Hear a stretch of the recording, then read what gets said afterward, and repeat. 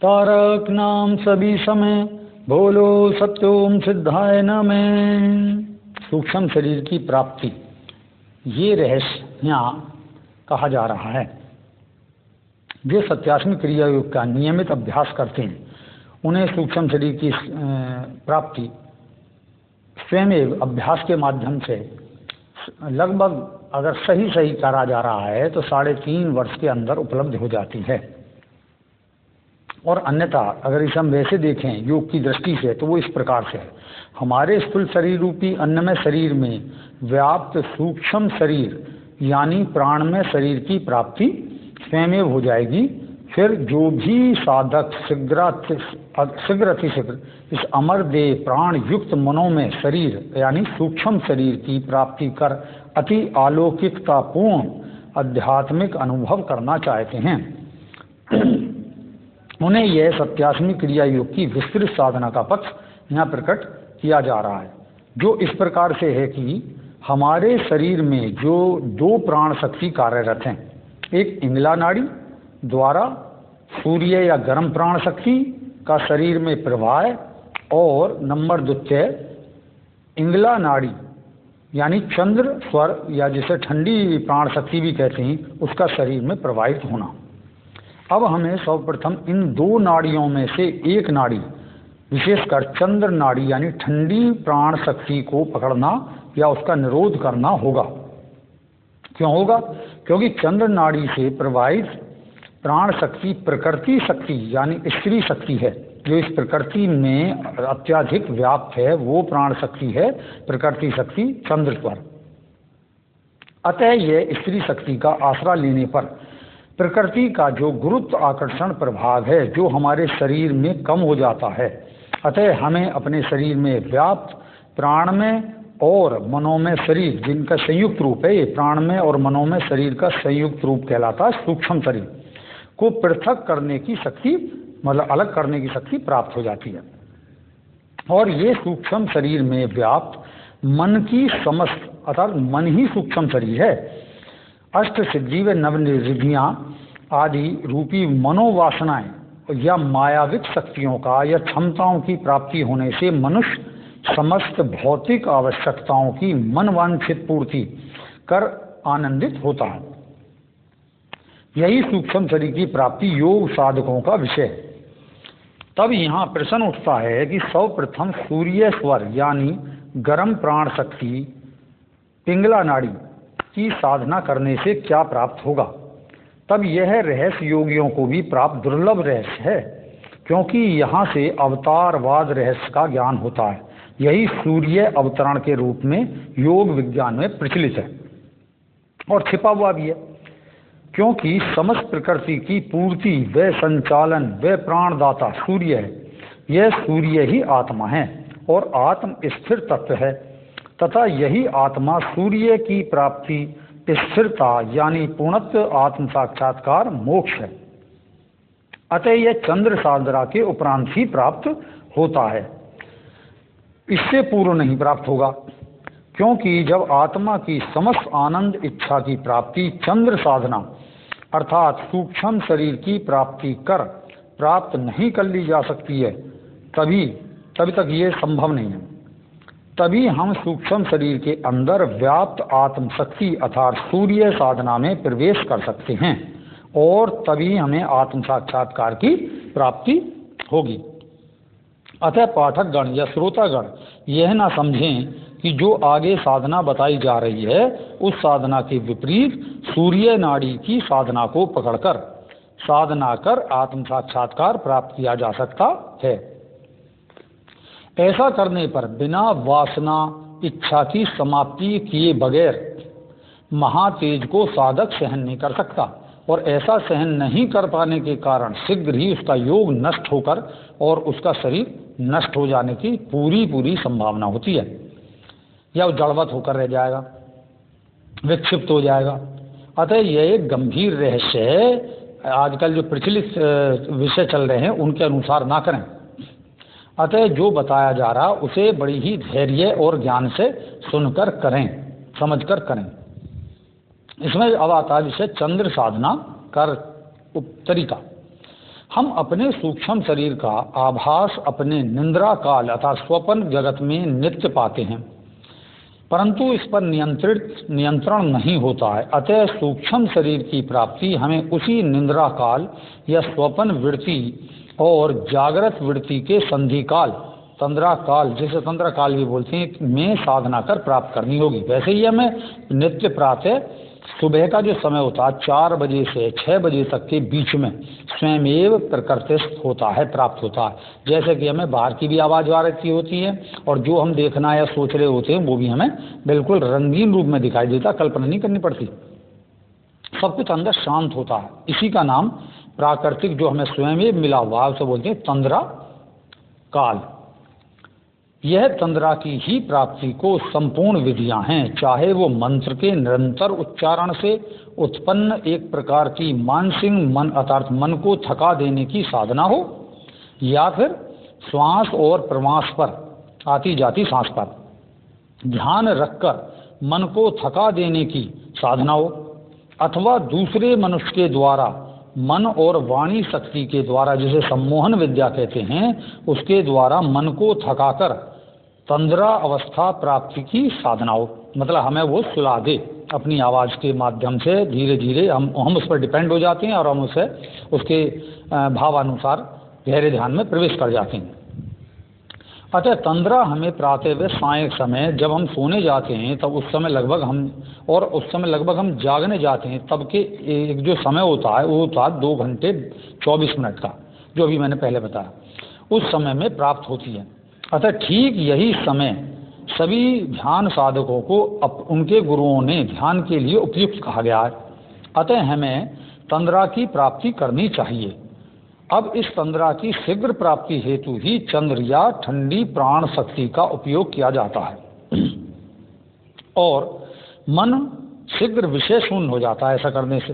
अतः चंद्र साधना के लिए चंद्र स्वर है, मतलब जो हमारे शरीर में, पुरुष के शरीर में जो उल्टा स्वर है, स्त्री के शरीर में भी उल्टा स्वर है, वो हमारे शरीर में पाचक रस उत्पन्न करता है और खाए गए पदार्थों का सार भाग निकालता है। वह रक्त जो संरक्षण, मतलब हमारे शरीर में रक्त की जो क्रिया है, उस क्रिया का होना, श्वास प्रवास का चलना, हृदय गति को नियंत्रित और बंद करना आदि क्रियाओं पर इसी चंद्र स्वर का अधिकार होता है।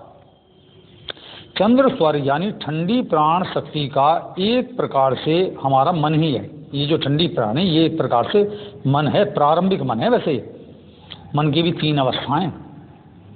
मन के नियंत्रण होने पर सब कुछ नियंत्रित हो जाता है। अतः हमें साधना हेतु आवश्यक बातों का किस प्रकार ध्यान रखना है ये जानें। चंद्र स्वर के निरोध के लिए एक रेशम के साफ कपड़े में थोड़ी साफ रुई रखकर अपने सीधे नाक छिद्र में कसकर, अर्थात सूर्य जो स्वर चल रहा होता सीधे स्वर में, सीधे नाक में, उसमें उसके उस स्वर में उस छिद्र में डाल देना चाहिए। नाक में थोड़ा सा डाल दे, झटक सी लग जाएगी, जिससे आपका वो सूर्य स्वर बंद हो जाएगा और चंद्र स्वर चल जाएगा। दूसरा है ऐसा प्रातः 4 से 4:30 से 5:30 अर्थात 2 घंटे 24 मिनट तक करें। वे ऐसा ही साय समय करें, इस बीच में निकाल दें उसे रुई को, अन्यथा जो है पूरे दिन वो स्वर चलता रहेगा, आप झेल नहीं पाएंगे उसे। साधना उपरांत रुई हटाकर रख देनी चाहिए, स्वच्छ करके अगले दिन लगा दें। और तीसरा है मत्स्येंद्र आसन। आसन में बैठकर कम से कम 10 मिनट तक अभ्यास करना चाहिए। ऐसा करने से अति शीघ्र चंद्र स्वर से प्राण वायु शरीर के अंदर तक तीव्रतम रूप से प्रवेश कर फैल जाती है आपके शरीर में।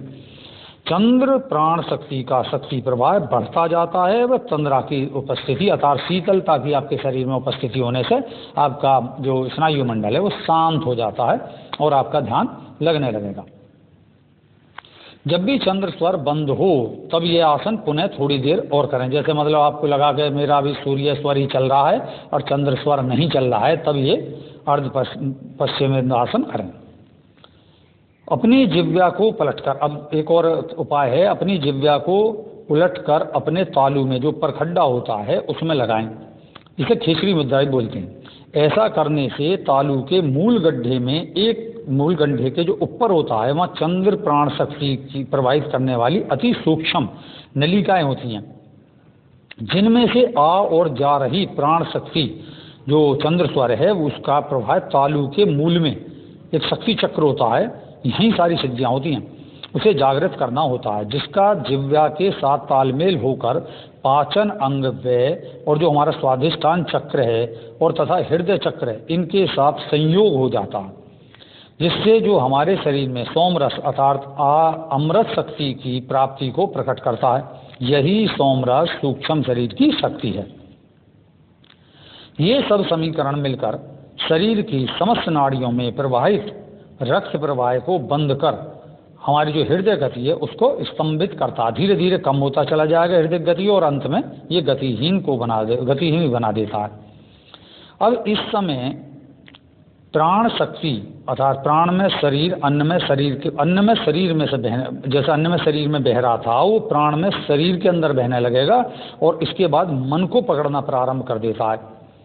अर्थात बाहर जो पहले हमारा एक अंदर जो चल रहा था वो बाहर की ओर गति हो जाएगी। अब इसकी मन में गति होने से मन बाहर, जब हम चाह रहे हैं ना कि शरीर से हम बाहर निकलें तो उसमें हमारी प्राण की जो ठंडी प्राणवायु है वो बाहर की ओर गति करने लगेगी। अब जब आप सामान्य या सिद्धासन में बैठकर सत्यास्मी क्रिया योग, जो सत्यास्मी क्रिया योग को जानते हैं वो, अथवा मनो में अनुलोम विलोम जो प्राण में क्रिया है, जिसका मतलब हम कहते हैं रीढ़ की हड्डी में, जैसे हम अपने सिर से लेकर पैर तक और पैर से लेकर सिर तक एक मन की ताकत से कि हम अपने मन के एक एक अंग को देख रहे हैं, पैर, पेट, छाती, गला, चेहरा, माथा, सिर, और सिर, माथा, चेहरा, गला, छाती, पेट, पैर और अंगूठों तक। इस प्रकार अनेक बार चक्र पूरा करते हैं। तब ये सब करते हैं तो इसे जब ये अभ्यास 2 घंटे से ज़्यादा समय हो जाएगा अर्थात 2 घंटे समय बीत जाएगा, तब ये क्रिया रोक कर सहज रूप से अपना ध्यान ध्यान में दोनों दृष्टि अपनी आज्ञा चक्र में केंद्रित करें, क्योंकि आज्ञा चक्र से ही मन का प्रभाव बाहर की ओर होता है और वहाँ पर एक ज्योतिर्मय छोटा सा बिंदु है जिसमें ध्यान एकाग्र करते हुए यह भावना दृढ़ करें। वैसे ऐसे अभ्यास से ज्योतिर्मय बिंदु की प्राप्ति स्वयं हो जाती है। फिर भी अगर जो प्रारंभ में है उन्हें कल्पना करनी पड़ती है कि मैं ज्योतिर्मय बिंदु के मध्य से बाहर ऊपर आकाश में जा रहा हूँ, और इसी भावना को निरंतर करते हुए अपने अंदर की प्राणवायु शक्ति को भी शरीर के अंदर से उठाते हुए प्रबलता से, अब संकल्प है यहाँ पे जो कि आपको अभ्यास से प्राप्त होता है, उसके जो अभी बताया गया है, तब उसके अभ्यास से आपका मन उठते हुए उस बिंदु के मध्य से बाहर आकाश में फेंकने का अभ्यास करा जाएगा कि मैं इस बिंदु के मध्य बीच से होता हुआ आकाश में फेंक रहा हूँ। यह थोड़ी कठिनाई होगी इस अवस्था में। आप बिंदु के मध्य से ज़्यादा केंद्रित नहीं हो पाएंगे, तब भी कोई बात नहीं है, बस उस बिंदु का आसरा लेते हुए ऐसा अभ्यास करते जाएं और आपकी बात बन जाएगी। भावना के साथ प्राण शक्ति का उपयोग ही मुख्य साधना है। यह बात अत्यंत महत्वपूर्ण व उपयोगी है, इसे जान लें। इसी बात का ध्यान रखना है। इस साधना की और शीघ्र सफलता हेतु और भी अनेक सहायक साधनाएं जो अतिरिक्त समय में की जा सकती है, जिनके पास ज़्यादा समय है। जैसे आपने सूफियों को देखा होगा, वो सूफियों की साधना है कि सूफियों के नृत्य का रहस्य भी यहाँ दिया जा रहा है कि आप पर अगर समय अधिक है तो एक खाली कमरे में एक ऐसा नृत्य भरा अभ्यास करें या खुले में नृत्य करने के उपरांत वापस आकर अपने कमरे में विलोम घूमना, इसमें मतलब उल्टी तरफ से सीधी की ओर, अपने उल्टी तरफ से सीधी ओर घूमें, सीधी ओर से उल्टी तरफ नहीं घूमेंगे, खुले में नृत्य करें और अपने कमरे में आकर लिखे जो ऊपर अभी बताया गया है, ये सब कहा गया है, उस ऐसे ही आज्ञा चक्र पर अपना त्राटक व भावना करते हुए लेट कर, क्योंकि आप थक गए हैं तो आप लेट जाएं, या अगर आप में सामर्थ्य है तो बैठ कर करें, लेट कर अथवा बैठ कर ध्यानस्थ होकर शीघ्र सूक्ष्म शरीर आकाश में निकाल कर विचरण करने योग हो जाएगा।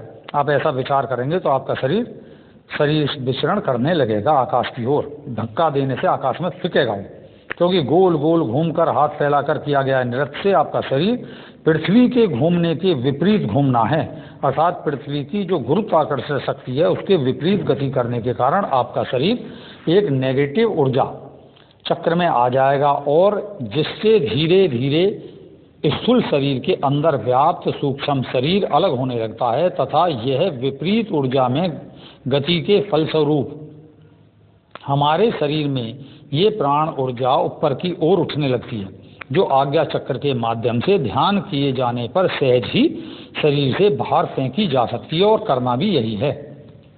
अतः यह है सूफियों की नृत्य साधना के द्वारा सूक्ष्म शरीर की प्राप्ति का रहस्य। अब द्वितीय है, प्रातः सायं साधना करने के उपरांत आप थोड़ा अंधेरे रहने पर, जहाँ अंधेरा सा हो, आपको किसी और की छवि ना आ रहा है आपकी आंखों में, अपनी नजरें नीचे करते हुए धीरे धीरे टहलें और अपनी ध्यान व भावना शक्ति को अपने मूलाधार में केंद्रित करें और सोचें कि आपकी प्रत्येक अंदर जाती सांस के साथ आपकी कुंडली शक्ति, प्राण शक्ति रीढ़ की हड्डी के द्वारा साथ साथ मतलब हृदय व आज्ञा चक्र तक उठ रही है। ऐसा लगभग अगर 500 बार या 1000 बार करें, मतलब आपको 1-1.5 घंटा तो घूमना ही है, तो उसमें ये 500 या 1000 बार हो जाएगा। जैसे ओम के साथ ऐसा करते चलें, या जो आपका गुरु मंत्र उसके साथ करें। वह धीरे धीरे अभ्यास के बढ़ जाने पर आप ऐसे ही खुली आंखों से ध्यानपूर्वक टहलते हुए अपनी प्राण शक्ति को आज्ञा चक्र के माध्यम से बाहर आकाश में फेंकते हुए अनुभव कर पाएंगे। और तब ऐसा करते करते थक जाएं तो बैठकर या लेटकर पहले जो कहा गया है वही आज्ञा चक्र और बिंदु का ध्यान करें और उससे अपने सूक्ष्म शरीर को, मतलब मन को उस बिंदु से बाहर धक्का देकर फेंकें। इससे अति जो सूक्ष्म शरीर है, जो तो बहुत मतलब 3 अवस्था बताई गई हैं। एक मन में भी स्थूल सूक्ष्म शरीर है, एक मध्यम शरीर है और एक अति सूक्ष्म शरीर है। उसमें विज्ञान में शरीर होता है, उसी में सिद्धियाँ होती हैं, तो वो बड़ी मुश्किल से प्राप्त होता है, पर इन्हीं अभ्यास के माध्यम से वो प्राप्त होगा। ऐसे अभ्यास करने से आप अगर गुरु मंत्र जपते हैं सत्यम सिद्धाय नमः कि 16 बीजाक्षरों को क्रमबद्ध लय ध्वनि में मूलाधार से आज्ञा चक्र तक मेरुदंड के रास्ते पढ़ते हुए आज्ञा चक्र में स्थित ज्योतिर्मय बिंदु के मध्य से बाहर निकालकर चिदाकाश, इसे चिदाकाश बोलते हैं, जो भारव आकाश आप देखेंगे, को विश्वव्यापी होने का बार बार अनुभव करें और शीघ्र ही सूक्ष्म शरीर की प्राप्ति होगी। अर्थात सत्यम सिद्धाय में 16 अक्षर कौन से? सम तम यम अम उम मम सम ईम दम धम आम यम एम नम मम हम सत्योम सिद्धाय नमः। जैसे जैसे कहेंगे आप अपने प्राण शक्ति को अपने बिंदु से बाहर फेंक दें और फिर शुरू करें इसी तरीके से, सम तम यम अम उम मम सम ईम दम धम आम यम एम नम मम हम सत्योम सिद्धाय नमः। अब और भी अक्सर अभ्यास बढ़ाए जाते हैं, जैसे मैं सरोवर में तैर रहा हूँ, ये ध्यान में देखने, मैं चक्राकार घूम रहा हूँ, क्योंकि मन की शक्ति को विलोम करना पड़ता है। और या जैसे मैं हवाई जहाज, अगर आप यात्रा की हो, हवाई जहाज में घूम रहा हूँ, किसी अंधेरी गुफा में चलता जा रहा हूँ, उसके आगे प्रकाश है, जैसे आपको प्यास लगे तो पानी ना पिएं, एक कांच के गिलास में पानी भरकर दूर स्थान पर रख दें, प्यास लगे तब पानी के गिलास का ध्यान करें, मतलब जिससे आपकी जो मतलब मन की जो इच्छा, जो वासना है पानी पीने की, जो आप पानी पीने के प्रति जो तृप्ति अनुभव करना चाहते हैं, वो गिलास को देखकर, पानी को देखकर तृप्त होने का अभ्यास करेगी। और अर्थात आप पी तो नहीं पा रहे हैं तो उससे सूक्ष्म शरीर का वहाँ पहुँचना प्रारंभ हो जाएगा। मन, जैसे मन का प्रारंभिक अवस्था है वो पहुँचनी प्रारंभ हो जाएगी। जैसे किसी प्रिय व्यक्ति का स्मरण और सेवा करते हुए सोएं, जैसे गुरु का ध्यान, यहीं पर गुरु सेवा मानसिक रूप से की जाती है, मैं गुरु के पास हूँ, क्योंकि गुरु ऊर्जावान होता है, उसमें भी एक जबरदस्त आकर्षण शक्ति होती है, वो आपके प्राण शक्ति को अन्नमय कोश को, प्राणमय कोश, प्राणमय कोश को मनमय कोश, आनंदमय कोश तक पहुँचाने की गुरु शक्ति रखता है। इसलिए आप उसके आकर्षण मंडल में आने पर सूक्ष्म शरीर उसकी जो सेवा करने से स्वयं प्राप्त होती है। इसलिए गुरु की ही सेवा को सर्वाधिक महत्वपूर्ण ध्यान विधि बताया गया है। अब और भी आगे ध्यान रखें कि जिस दिन ऐसा अभ्यास करें, अधिक करें, आप उस दिन उपवास रखें, पानी ना पिएं, प्रयोग दिन में करें, रात्रि में करें, मतलब अर्थात प्रयोग दिन में ना करें, रात्रि में करें तो अति उत्तम होगा, क्योंकि रात्रि हमें सहज रूप से ध्यान को दे देती है। अंधेरा होता, लोग हमसे मिलने कम आते हैं, तो इसलिए हमें मन चित्त का भंग नहीं होता, हमारी उसकी एकाग्रता, इसलिए हमें मिल जाती है। हृदय रोगी इसका ज़्यादा अभ्यास ना करें, उपवास आदि ना करें, जिनको थोड़ा हार्ट की समस्या है वो ऐसा अभ्यास ना करें, क्योंकि उन्हें गुरु सेवा ही सर्वाधिक उपयोगी होती है। धीरे धीरे वो इस अभ्यास को कर सकती हैं। मतलब अत्याधिक एकदम अभ्यास ना बढ़ाएं। ऐसा करने से ज़्यादा बल लगता है और बल लगने से अचानक धक्का लगने से मतलब आपकी जो प्राणवायु है वो रुक गई तो पता चलिए आपको जीते जी समाधि हो जाएगी।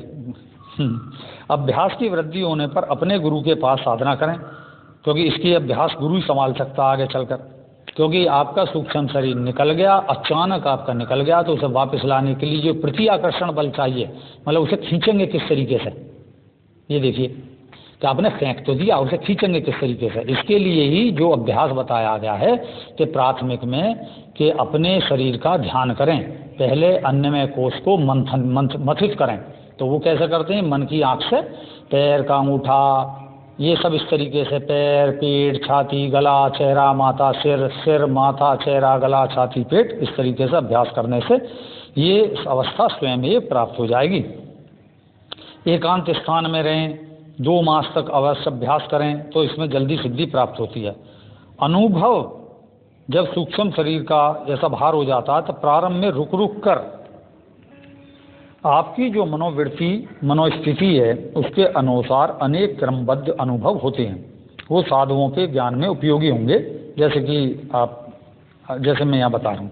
प्रारंभ में अपना स्थूल शरीर मृत समान पड़ा दिखाई देता है, जिसे देखकर स्मृति में मृत्यु व मृत्यु का भय जो जन्मांगत बैठा हुआ होता है वो ध्यान में आता है। नतीजा यह होता है उस भय से यह ध्यान स्थिति टूट जाती है और साधक तेज हृदय गति या पसीने का अनुभव करता हुआ उठकर बैठ जाता है, ध्यान टूट जाता है उसका। आगे चलकर जब आप अपनी चारपाई या कमरे में उड़ता या चक्कर काटते हुए नजर आएंगे और दरवाजा देखकर कि जो इस कमरे से बाहर कैसे जाएंगे, तो ये साहस नहीं जुटा पाते।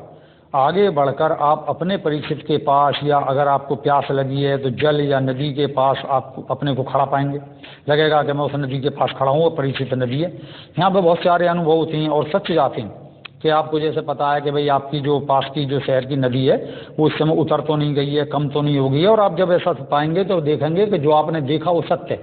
अगर वहाँ उतरा हुआ जल है तो उतरा हुआ अनुभव होगा, पक्का पता चलेगा, और जो आपको पता चला कि वहाँ पर नदी में जल बढ़ा हुआ है, इससे पता चलता है कि आप वाकई में वहाँ पहुँचे। आकाश व प्रकृति के एक से एक अद्भुत दृश्य, ध्वनि आदि का अनुभव करेंगे। अनहद नाद के अंतर्गत जो 9 प्रकार की ध्वनियाँ दी गई हैं शास्त्रों में वो यहाँ सुनाई जाती हैं। दूधिया रंग का व हल्के आसमानी रंग के प्रकाश का साक्षात्कार होता है। दूर श्रवण, दूर दर्शन आदि सिद्धियाँ प्रकट हो जाती हैं। बहुत आगे चलकर त्रिकालक हो जाता है। बाद में अन्नमय कोश शरीर के वापस आने पर ऐसा लगेगा जैसे कि सारे शरीर में मानो सहस्त्रों जलधाराएं एक साथ प्रवाहित हो रही हैं। बड़ी ही आनंददायक स्थिति होती है। इससे विलक्षण महान आत्मानुभव होता है। पूर्व जन्म की स्मृति प्राप्त हो जाती है। इस तरीके से अपना स्थूल शरीर और सूक्ष्म शरीर के मध्य एक तेजो में रस्सी के प्रकार का बहुत को ऐसा अनुभव होता है, जुड़ा हुआ लंबा बंधन दिखाई देता है। यह रस्सी प्राणवायु को एक दूसरे से ले जाकर चेतना बनाए रखने वाली मनोवाह नाड़ी बोलते हैं। इसे मनोवाह नाड़ी, ये नाड़ी नाभि से दूसरी नाभि तक जुड़ी रहती है। मतलब सूक्ष्म स्थूल शरीर की नाड़ी नाभि से लेकर और सूक्ष्म शरीर की नाभि तक जुड़ी रहती है। ये नहीं टूटती है, प्रारंभ में नहीं तोड़ पाता। इसे योगी नाड़ी, जिसे नाड़ी शोधन बोलते हैं, या एक तरीके से नाभि से जब कुंडली जागृत होती है, ये बहुत ऊंची अवस्था है। ये जब गुरु के संगत करनी पड़ती है इसके लिए। इसी को पकड़कर आगे चल के योगी अन्य शरीरों में प्रवेश कर पाते हैं। वो वहाँ देख पाते हैं कि मेरा मन किससे जुड़ा हुआ है, कौन सी मनोवाह नाड़ी के माध्यम से मुझे दूसरे के शरीर में प्रवेश करना है। यहाँ बहुत ताकतवर संकल्प बल चाहिए, अन्यथा आप दूसरे के शरीर में फंस जाएंगे। तब अपना सूक्ष्म, इससे प्रारंभ में यह अवस्था धीरे धीरे सब प्राप्त होती हैं। तब अपना सूक्ष्म शरीर का संबंध अन्य शरीर से बने रहते हुए भी अपने मृत स्थूल शरीर में बनाकर रखना पड़ता है। तभी स्थूल शरीर की रक्षा करने का विधान है। अन्यथा स्थूल शरीर में से यह नाल फट जाने या कट जाने से आपका सूक्ष्म शरीर अन्य शरीर या आकाश में रह जाएगा। तो यहाँ आपको समझ में आ गया होगा कि किस प्रकार सूक्ष्म शरीर कठिन भी है और सहज भी है। अगर आप गुरु प्रदत्त साधना को करते हैं, इस तरीके से नहीं कि कहीं भी वीडियो पर पढ़ा और आपने सोचा कि मेरा सूक्ष्म शरीर संकल्प के बल से निकल जाएगा, ये विषय इतना आसान नहीं है। लेकिन आसान किस तरीके से, जब हम अपने शरीर में शरीर का शोधन करते हैं, मंत्र, किसी भी मंत्र, गुरु में आस्था रखकर, गुरु की सेवा कर कर, इस तरीके से जैसे हम गुरु की सेवा करते हैं। जब हमने गुरु के यहाँ आश्रम में सेवा ही नहीं करी है तो हम कल्पना नहीं कर सकते कि हम आ गए। इसलिए साधुओं ने जो ये तीर्थ स्थानों के दर्शन के विषय में कहा गया है कि आप तीर्थ स्थानों के दर्शन करें, वहाँ साधना करके आएँ। तो जब हम तीर्थ स्थानों में ध्यान करते हैं तो एक तो पवित्रता मिलती है, उसके प्रति हमारी आस्था होती है। जब हम प्रारंभ तरीके से यात्रा करते हैं कि मैं अपनी घाट पे लेटा हुआ हूँ, मैं धीरे धीरे उठा, चप्पल पहनी, मैंने टिकट खरीदा, मैं बस से गया वगैरह, ऐसे करते हुए फिर यात्रा प्रारंभ करी, फिर एक एक सीढ़ी चढ़ता हुआ देविक दर्शन करे, फिर ऐसे दर्शन करा, फिर वापस लौटा, फिर वापस अपने घाट तक आया। इस तरीके के बहुत सारे अभ्यास हैं जिनके माध्यम से ये होता है। सर्वाधिक अभ्यास होता है जो गुरु प्रदत्त होता है। ये अभ्यास बदलते रहते हैं क्योंकि हमारी मनोवृत्ति एक जगह स्थिर नहीं होती, तो ये अभ्यास बदल जाते हैं। इसलिए जो गुरु बताए उस प्रकार के अभ्यास को निरंतर करते रहें। जो सत्यात्मी क्रिया योग को जानते हैं उनके अभ्यास गुरु मंत्र सत्यम सिद्धायनमय के आधार पर अन्नमय कोश से प्राणमय कोश और प्राणमय कोश से मनोमय कोश, मनोमय कोश से आनंदमय कोश में स्वयं में प्राप्ति हो जाती है, सूक्ष्म शरीर की प्राप्ति होती है। उसके लिए ध्यान का विषय है जो गुरु बताए।